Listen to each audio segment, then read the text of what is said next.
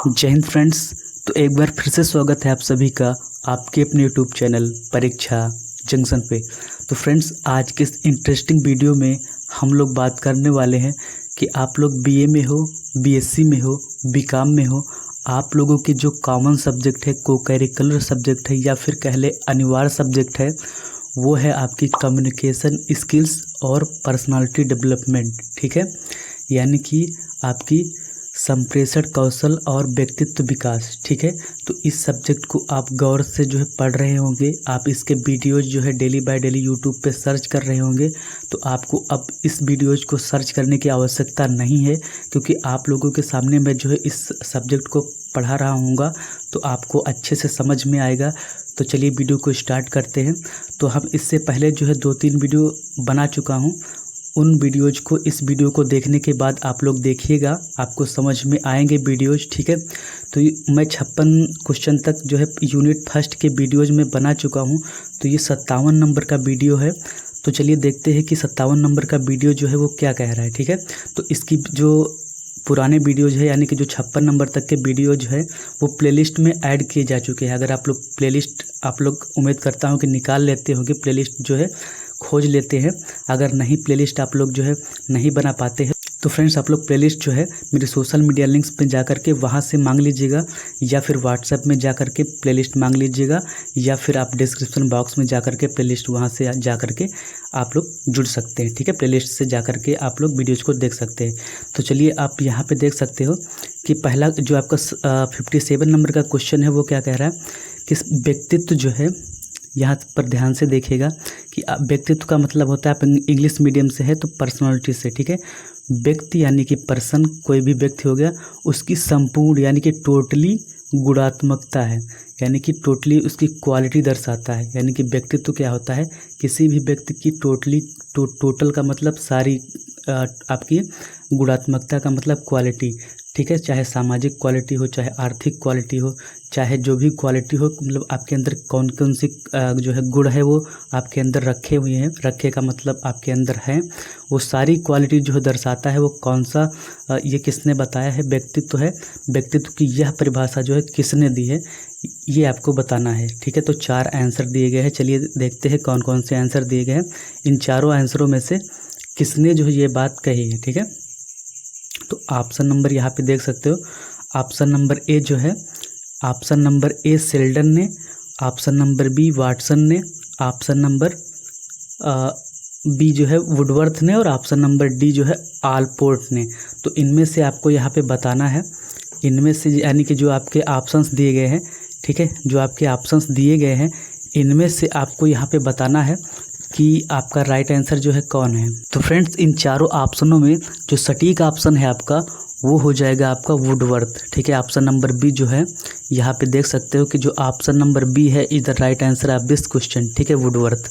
अब आप इसे याद कैसे रखेंगे, तो इसकी ट्रिक आप लोग बना लीजिएगा अपने मन से, या फिर जो मैं बता रहा हूँ उस हिसाब से आप लोग याद कर सकते हैं। देखिए सब में वाह वाह वाह आ रहा है। ठीक है, व्यक्तित्व व्यक्तित्व, ठीक है, व्यक्तित्व, तो वाह से क्या हो गया, वुडवर्थ।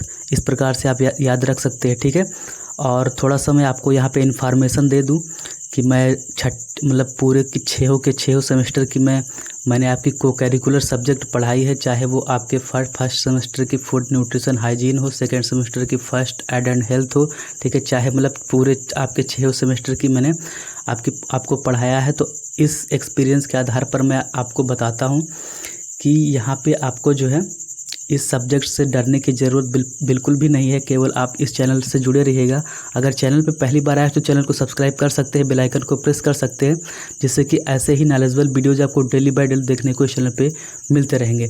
तो बात यहाँ पे बताने वाली ये थी कि ये जो है पेपर 100 नंबर का आता है। अगर आप लोग जो है, हालांकि 6 सेमेस्टर में आ चुके हो तो आप लोगों को सारी चीज़ें पता होंगी, फिर भी एक बार मैं यहाँ पे आप लोगों को बता दूं कि ये जो पेपर है 100 नंबर का, 100 नंबर के ऑब्जेक्टिव क्वेश्चंस आते हैं, यानी कि आपको गोला भरने वाले क्वेश्चंस मिलेंगे। ठीक है, उनमें से आपको 33 नंबर सही करने होते हैं। ठीक है, कितने नंबर, 33 क्वेश्चन सही करने होते हैं। अगर 33 क्वेश्चन आपके सही हो गए तो आप पास होते हैं। ठीक है, यानी आपके जो मार्कशीट होती है उसमें क्यू लिखा होता है, क्यू का मतलब क्वालिफाइड है आप, इसके नंबर जो है आपकी मार्कशीट में ऐड नहीं होते, यानी कि इससे आपका परसेंटेज नहीं बनता है।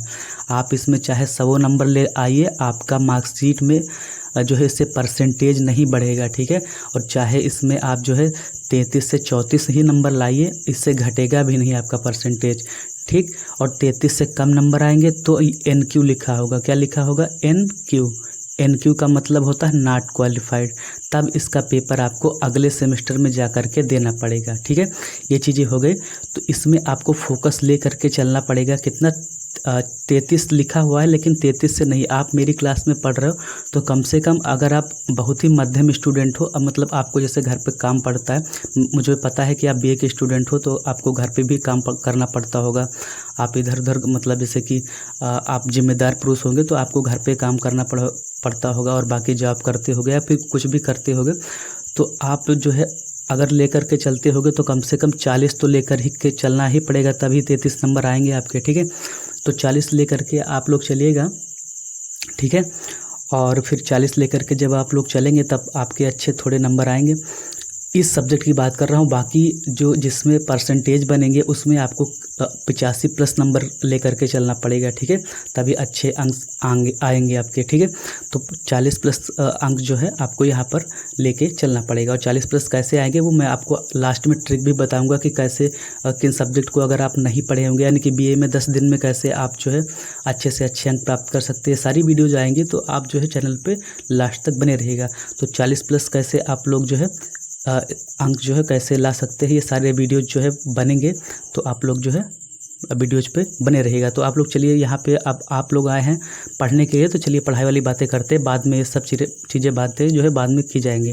तो यहाँ पे क्या है मेरे दोस्त, अगला क्वेश्चन है 58 नंबर का कि पर्सोना शब्द का सही अर्थ क्या है। देखिए सबसे पहले चीज़ तो ये रहा कि पर्सनालिटी शब्द किससे बना हुआ है, तो लैटिन शब्द पर्सोना से बना हुआ।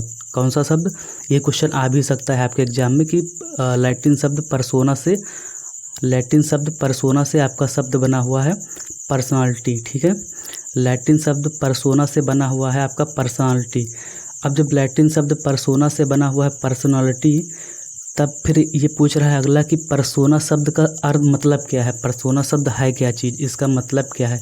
पर्सोना का मतलब क्या खिलौना होता है, पर्सोना का मतलब क्या लकड़ी होता है, पर्सोना का मतलब क्या मुखौटा होता है, पर्सोना का मतलब क्या कुछ नहीं होता, नहीं तो कुछ ना कुछ तो मतलब होता ही होगा। तो क्या होता है यही उनको समझाना है, ठीक है। तो यहाँ पे चलिए उनको समझाते हैं कि पर्सोना का मतलब क्या होता है। तो पर्सोना का मतलब मेरे दोस्त होता है आपका, पर्सोना का मतलब होता है पर्सोना का मतलब होता है यहाँ पे ऑप्शन नंबर B, यानी कि मुखौटा, ठीक है। Option number B is the right answer of this question. अगले क्वेश्चन की तरफ बढ़ते हैं। आपका निम्न में से किसने शारीरिक संरचना के आधार पर व्यक्तित्व के प्रकार बताए हैं।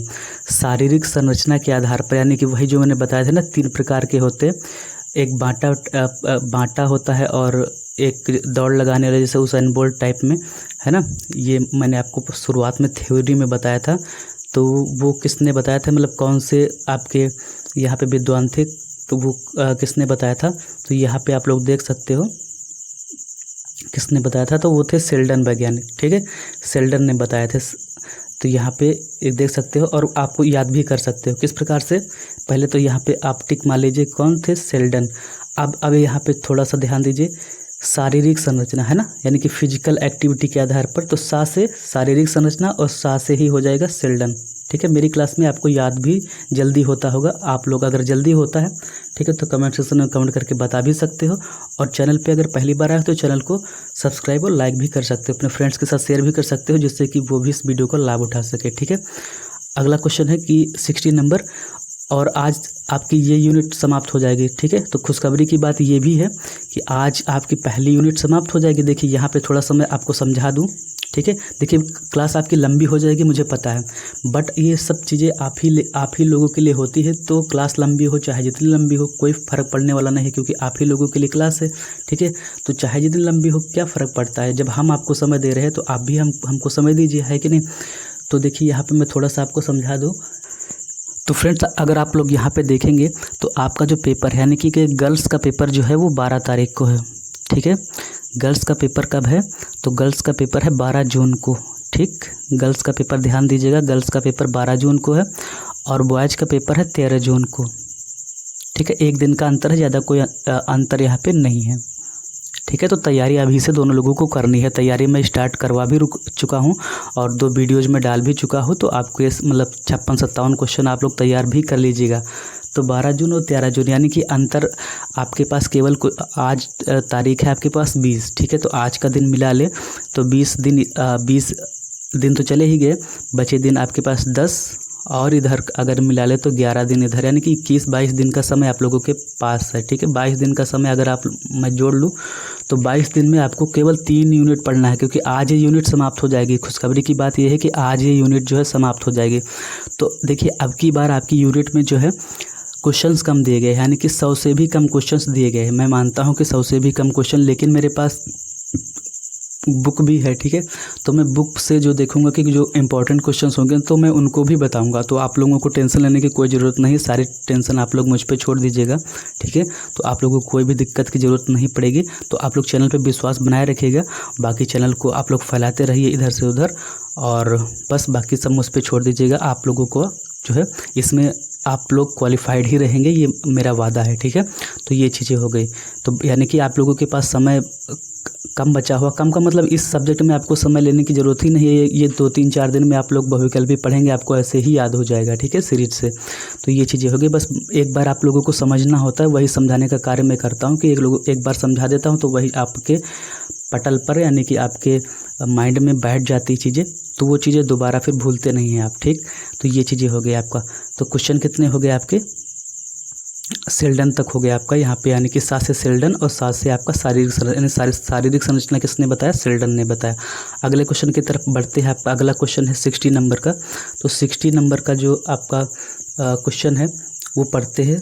तो 60 नंबर क्या बता रहा है कि निम्न में से किसने व्यक्तित्व को अंतर्मुखी, देखिए जब मैं पहली क्लास या फिर दूसरी क्लास में मैंने आप लोगों को समझाया है कि एक वैज्ञानिक थे, उन्होंने वैज्ञानिक कहो या फिर विद्वान कहो, तो एक विद्वान थे, उन्होंने व्यक्तित्व को जो है अंतर्मुखी और बहिर्मुखी 2 प्रकारों में बांटा था।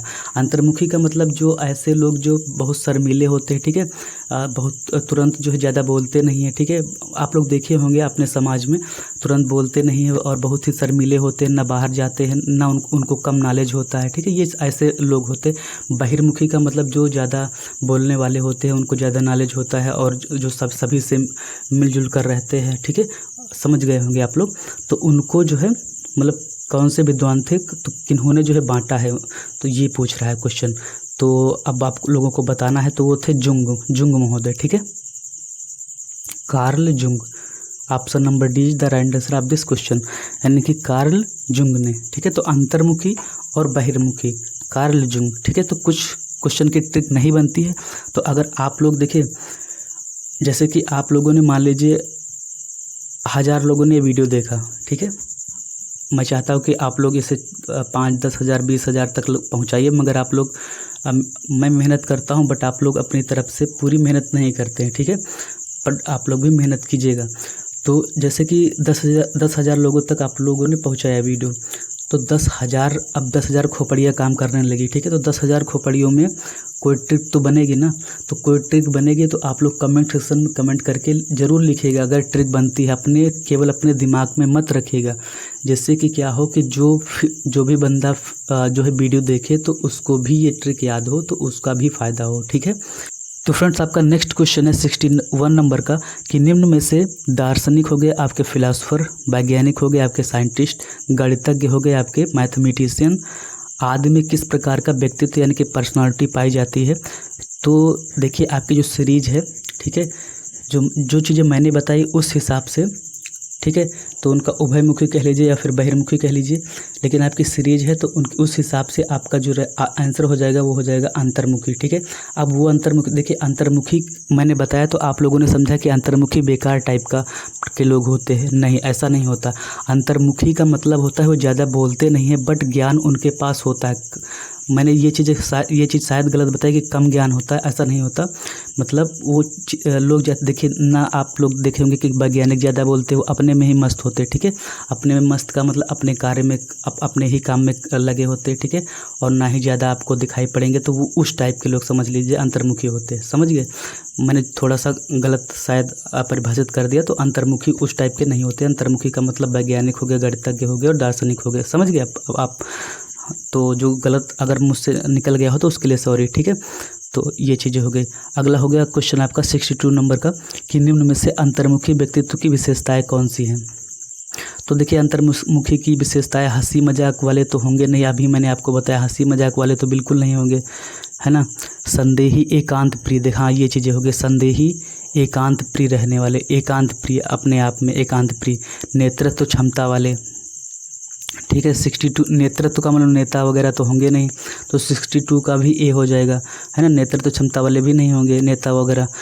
एकदम संदेही और एकांत प्रिय रहने वाले होंगे, यानी कि option number A is the right answer of this question. यानी कि अगर क्वेश्चन को आप अच्छे से पढ़ेंगे और ध्यान से पढ़ेंगे तो आप भी क्वेश्चन का आंसर जो है लगा ले जाएंगे।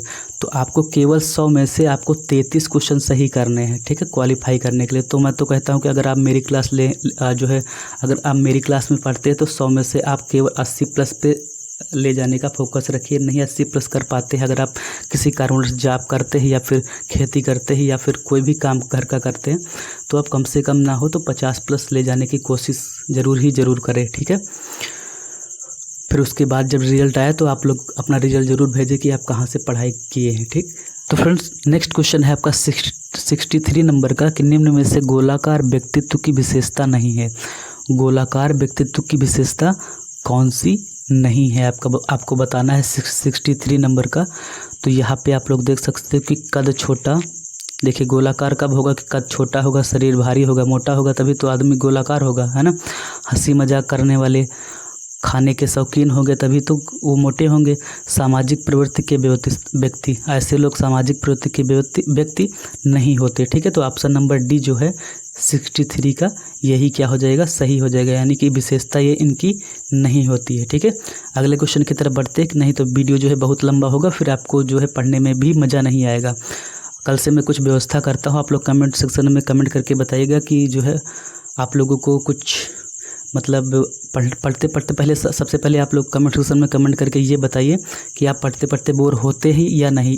बस केवल इतना बताना है, वाई और एन में आंसर देना है, यानी यस और नो में आंसर देना है, ठीक है। देखते कितने लोग बोर होते हैं या नहीं, तो उस हिसाब से मैं व्यवस्था करके लाऊंगा, ठीक है। कुछ शायरी वगैरह या फिर कुछ अपने हिसाब से कुछ चीज़ें। अगला क्वेश्चन है आपका, ये हो गया आपका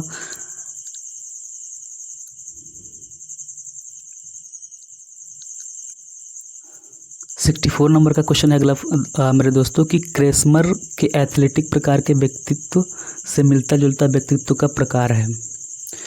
यानी कि जो क्रेस्मर ने बताया था 3 प्रकार के, बौना था, एथलेटिक था, है ना। तो फ्रेंड्स इनमें से जो है आप देखेंगे कि इनमें से कौन सा व्यक्तित्व जो है मिलता जुलता है, आयताकार, गोलाकार या लंबाकार, उपरोक्त तो सभी। तो 64 का जो है आपका आंसर हो जाएगा, तो क्या हो जाएगा, आयताकार, यानी रेक्टेंगुलर टाइप का, ठीक है। तो आयताकार रूपी जो है ये आपका सही हो जाएगा। अगले क्वेश्चन की तरफ हम बढ़ते हैं थोड़ा सा। बाल संप्रत्यय परीक्षण किसने दिया था, तो ये आपको याद करना पड़ेगा। तो 65 का जो है ए, इनका नाम भी थोड़ा सा अटपटा है तो इसको याद भी करना। लियोपोल्ड बेलोक ने, ठीक है, लियोपोल्ड बेलोक ने बाल, आप देखो यहाँ से मैं आपको थोड़ा सा रटा दूँ, क्या था, बाल संप्रत्यय, ठीक है, बाल संप्रत्यय। तो यहाँ पे किसने दिया, लियोपोल्ड बेलोक। अब देखिए बेलोक से पकड़ना है, यहाँ पे ये देखिए बेलोक से पकड़ना है ना, बाल से बेलोक, लियोपोल्ड बेलोक, बाल बेलोक, ठीक है, ऐसे आपको याद रखना। अगले क्वेश्चन की तरफ बढ़ते हैं। रक्षा तंत्र का उपयोग दो व्यक्तित्व संरचनाओं में से किस मानसिक संघर्ष को संभालने के लिए किया जाता है। रक्षा तंत्र का उपयोग जो है 2 व्यक्तित्व संरचनाओं में से किस मानसिक संघर्ष को संभालने के लिए किया जाता है, आपको बताना है। 66 नंबर का जो आंसर होगा वो जो है कौन सा होगा, तो सब इसमें हो जाएगा इदम और परा अहम, ठीक है, दो मानसिक संघर्ष होते हैं, एक होता है इदम और एक होता है परा अहम, यानी कि option number A is the right answer of this question. तो फ्रेंड्स आपका नेक्स्ट क्वेश्चन है 67 नंबर का कि फ्रायड में कौन सी मूल प्रवृत्ति पर अधिक जोर दिया गया है। तो चलिए देखते हैं इस क्वेश्चन का आंसर क्या होगा। तो इस क्वेश्चन का आंसर होगा आपका, यहाँ पे देख सकते हो इसके आंसर कौन कौन से हैं। तो इसके आंसर है संचय प्रवृत्ति, रचना प्रवृत्ति, काम प्रवृत्ति, एकांत प्रवृत्ति। तो फ्रायड में जो है इसमें कौन सी प्रवृत्ति पर बल दिया गया है, तो काम प्रवृत्ति पर। ठीक है, काम प्रवृत्ति पर अधिक बल दिया गया है, कि ऑप्शन नंबर सी जो है इसका राइट आंसर हो जाएगा। ठीक है, अगले क्वेश्चन की तरफ बढ़ते, क्योंकि जल्दी जल्दी पढ़ाता हूँ, नहीं तो फिर वीडियो बहुत लंबा हो जाएगा और आपको बहुत ही बोरिंग लगेगा। ठीक है, व्यक्तित्व का कार्यपालक कहलाता है, व्यक्तित्व का यानी कि पर्सनालिटी का कार्यपालक कौन कहलाता है, 68 नंबर का। और आज हमको ये यूनिट समाप्त ही कर देना है। ठीक है, तो आज जो है आप लोग भी इस यूनिट को अच्छे से पढ़ के जाइएगा, चाहे आप इससे जो है 1.5 की स्पीड में या 2 की स्पीड में देख करके जाइएगा। ठीक है, मगर आप पूरी यूनिट पढ़ के जाइएगा। व्यक्तित्व का कार्यपालक कहलाता है, कौन कहलाता है, तो अहम।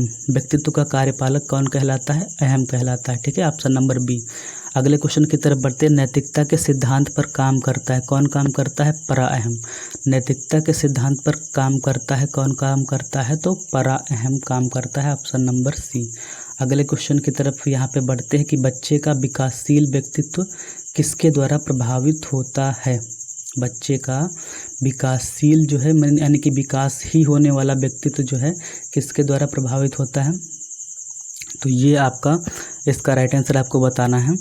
तो देखिए यहाँ पे व्यक्ति के शरीर में ग्रंथियों द्वारा नहीं होगा, विद्यालय में प्राप्त अनुभवों द्वारा, ठीक है, परिवारों द्वारा, और यहाँ पे ग्रंथियों, परिवारों और विद्यालयों में प्राप्त अनुभव सभी चीज़ों द्वारा होगा, यानी कि ऑप्शन नंबर डी इसका राइट आंसर हो जाएगा। ठीक है, अगला क्वेश्चन है कि छात्रों को मानसिक रूप से स्वस्थ बने रहने के लिए विद्यालय प्रशासन का कौन सा तरीका अपनाना चाहिए। छात्रों को मानसिक रूप से यानी कि मेंटल रूप से फिट रहने के लिए, है ना, हेल्दी रहने के लिए कौन सा तरीका जो है विद्यालयों को द्वारा अपनाना चाहिए। तो घर पर अनुकूल देना, बच्चों के मित्रों पर निगरानी रखना, शिक्षण की उपयुक्त विधियां, या नियमित स्वास्थ्य परीक्षण। तो देखिए रेगुलरली रूप से आपको स्वास्थ्य का परीक्षण करना चाहिए, ये आपको ज़्यादा सही ऑप्शन है, यानी कि ऑप्शन नंबर डी। ठीक है, ये चीज़ हो गया 71 का डी। ठीक, अगला क्वेश्चन है कि व्यक्तित्व के, यहाँ पे सही से दिख नहीं रहा, व्यक्तित्व के TAT यानी कि प्रासंगिक अंतर्बोध परीक्षण में कार्ड की संख्या कितनी होती है। ठीक है, 72 नंबर में कार्ड में कितनी संख्या होती है, तो कार्ड में होती है 30 संख्या।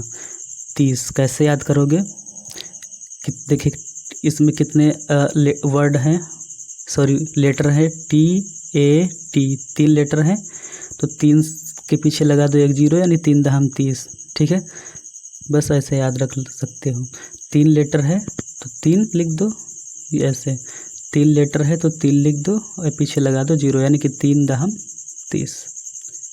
ठीक है, ये मैं ट्रिक अपनी तरफ से बता रहा हूँ, बाकी आप अपने हिसाब से बना लेना।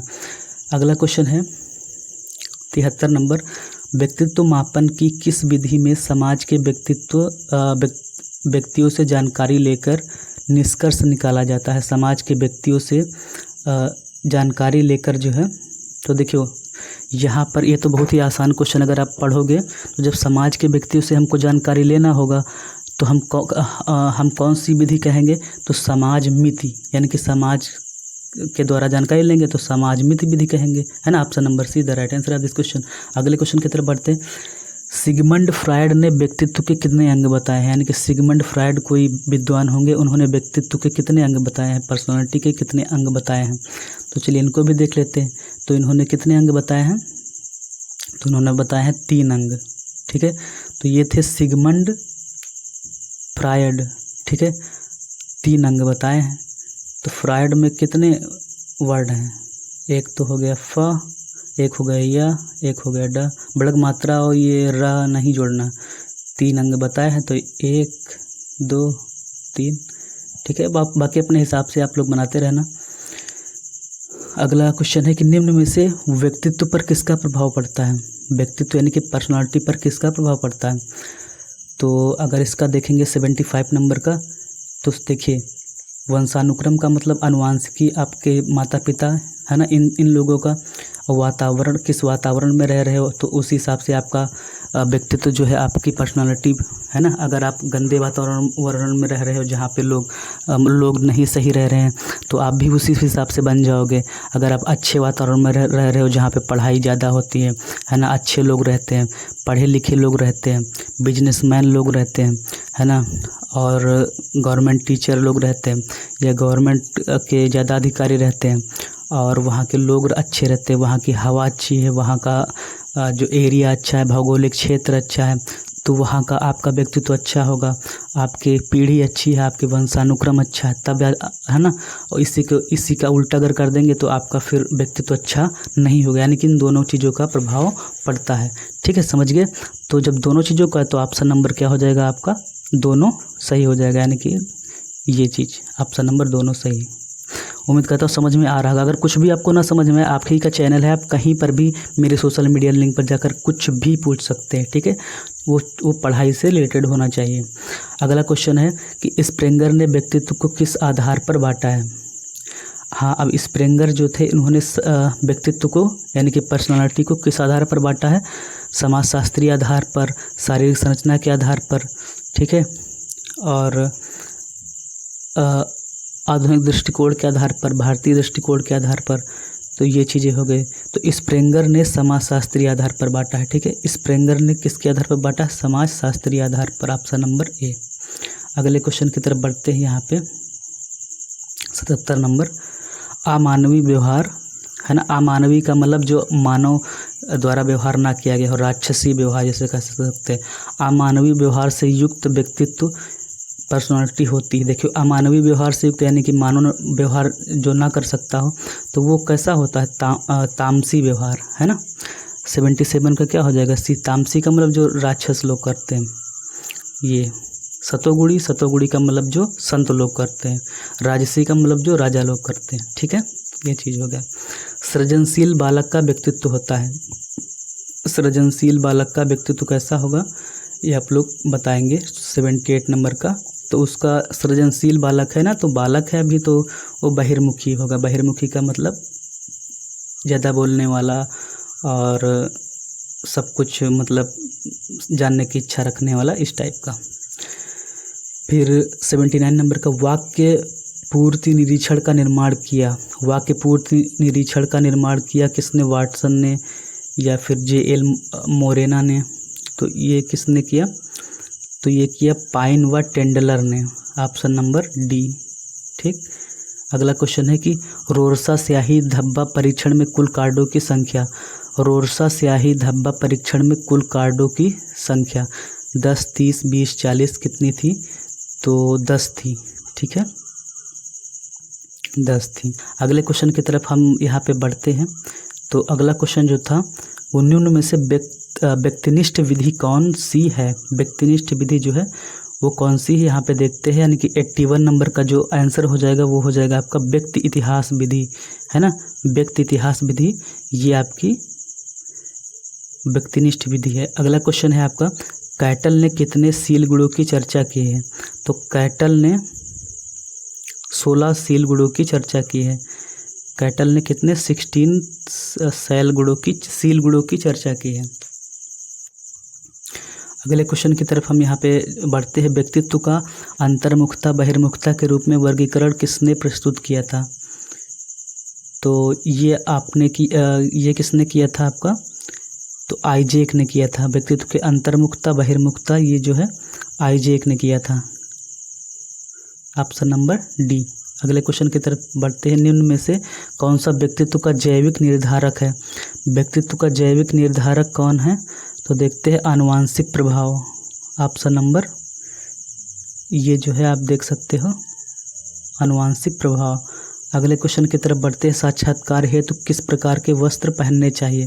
साक्षात्कार को इंग्लिश में कहते हैं इंटरव्यू, और इंटरव्यू हेतु हमें किस प्रकार के वस्त्र यानी कि कपड़े पहनने चाहिए। तो तड़क भड़क वाले तो बिल्कुल नहीं है ना, सफ़ेद भी नहीं क्योंकि ज़रूरी नहीं कि हर जगह सफ़ेद ही चले, काले भी नहीं।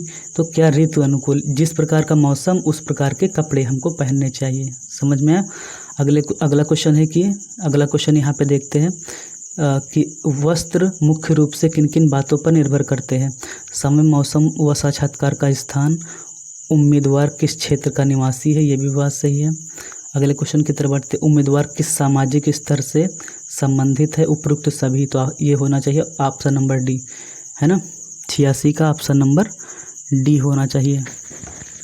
अगले क्वेश्चन की तरफ बढ़ते, किस स्थिति में अपने ऊपर नियंत्रण रखना चाहिए, किस स्थिति में।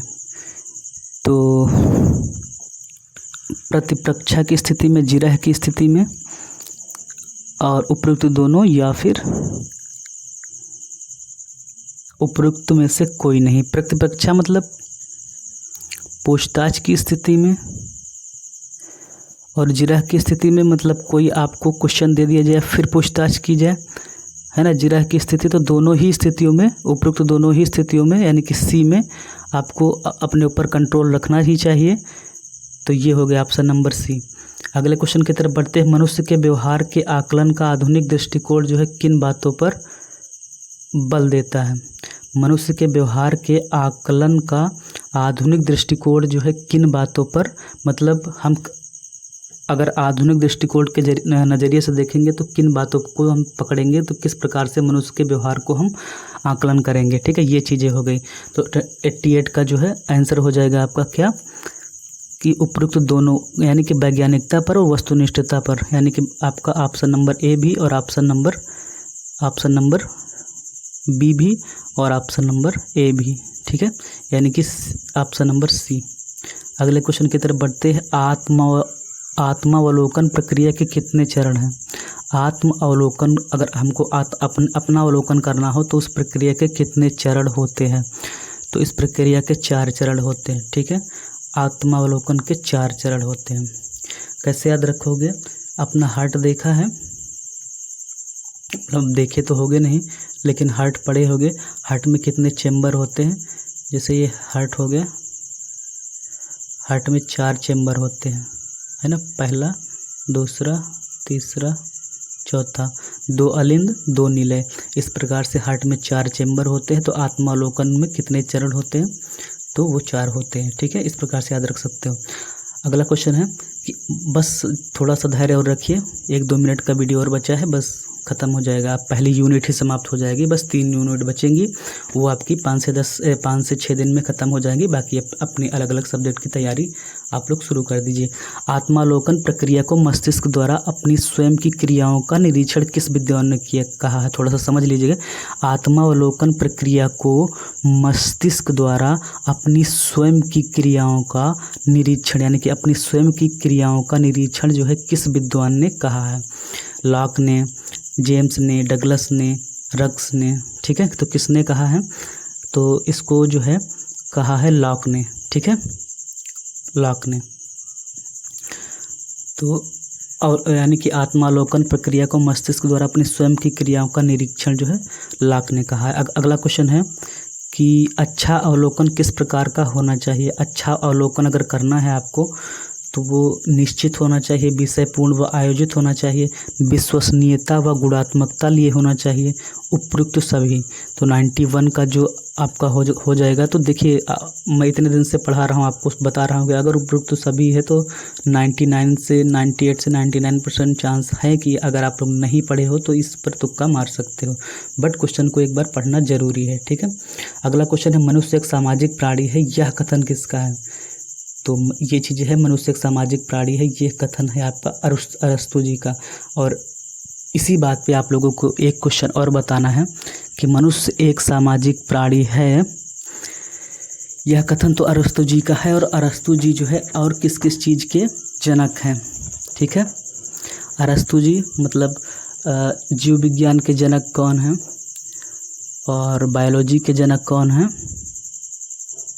ठीक है, ये सारी चीज़ें आपको बताना है कमेंट सेक्शन में। अगला क्वेश्चन देखिएगा, मैंने आधी चीज़ तो बता ही दी है। आत्मसम्मान की भावना को किस भावना के साथ जोड़ा जा सकता है। आत्मसम्मान की भावना को किस भावना के साथ जोड़ा जा सकता है। बोध की भावना के साथ, भावनात्मक भावना के साथ, संवेगात्मक भावना के साथ, उपरोक्त सभी के साथ। ठीक है। तो उपरोक्त सभी आया है तो एक बार चेक कर लेते हैं, है ना, आंसर को। तो 93 का जो हो जाएगा वो यही होगा, यानी कि जो है ऑप्शन नंबर डी, है ना। मार दो इसको, लॉक कर दो अमिताभ बच्चन की तरह। अगले क्वेश्चन की तरफ बढ़ते हैं। 94 नंबर का जो क्वेश्चन है आपका, वो भी इस वीडियो का लास्ट क्वेश्चन है, तो ताड़ियाँ हो जाए यहाँ पे। आगमन विधि डैश डैश डैश विधि है। आगमन विधि कौन सी विधि है? खोज की विधि है, या फिर अनुसंधान की विधि है, या उपरोक्त दोनों की विधि है, या फिर उपरोक्त में से कोई नहीं। तो देखिए एक चीज़ आप लोग और ध्यान रखिएगा, मैंने बताया भी है पहले सेमेस्टर में कि उपरोक्त दोनों और उपरोक्त में से कोई नहीं साथ में नहीं आ सकते। तो इनमें से तो आंसर होगा नहीं, यानी कि दोनों साथ में आ ही नहीं सकते, ठीक है। तो ये हो जाएगा, यानी कि या तो उपरोक्त दोनों होगा या तो उपरोक्त में से कोई नहीं होगा। तो देखिए आगमन विधि खोज की भी विधि है और अनुसंधान की भी विधि है, इसलिए उपरोक्त दोनों जो है वो राइट आंसर हो जाएगा। तो अब जो है आपकी ये यूनिट तो कंप्लीट हुई, यानी कि यूनिट फर्स्ट हैज़ बीन